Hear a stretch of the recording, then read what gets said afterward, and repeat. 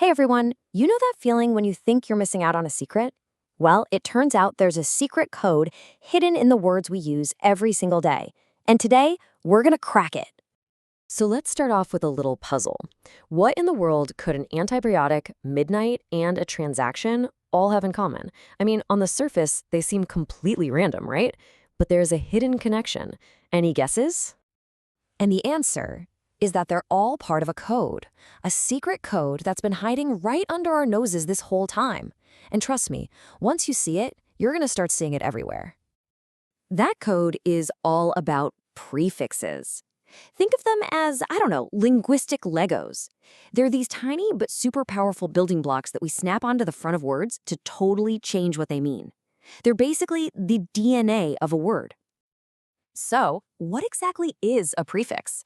Well, it's just a small word part, usually borrowed from old languages like Greek or Latin, that we tack onto the beginning of a word to add a layer of meaning.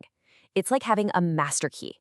Instead of trying to learn thousands of individual words, you can just learn a few of these keys and unlock entire families of them. So today, we're going to crack the code on 3 of the most common, most powerful prefixes in English. That's anti, mid, and trans. You ready to see how this works? Let's dive in. First up, we've got anti. This one's pretty straightforward, which is nice. Whenever you see anti at the beginning of a word, it's a signal for opposition. It just means against or opposed to. You see it all the time. Antisocial, anti-hero, you name it. And here are some fantastic examples. You've got antifreeze, which is a chemical that works against freezing. Then there's antipathy. That's a really strong feeling against someone. Anti-gravity is a force that works, you guessed it, against gravity. It's a simple, powerful, and totally consistent rule. All right, our next prefix is mid, and its meaning is beautifully simple, middle. That's it.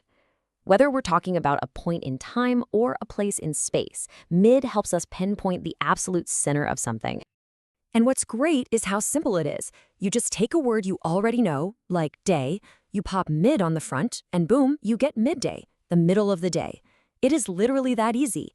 The exact same logic works for midnight, midweek, or midterm.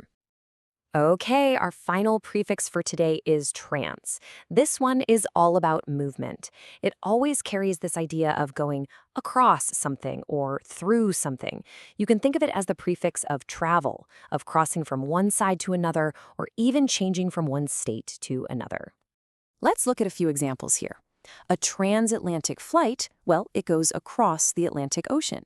When you transmit a message, you send it across a distance. And when you translate something, you're bringing the meaning across from one language to another. See? That prefix gives you the core action every single time. Okay, so you've seen how the code works. Now it's your turn to be the detective. We're going to see if you can use what you just learned to match some words with their meanings. Let's test out these new skills. All right, detective, here we go. On the screen, you've got a word bank and a list of definitions. Take a second and see if you can match them up.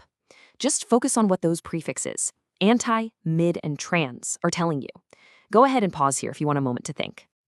And here are the answers. So, an antibiotic works against the life of germs.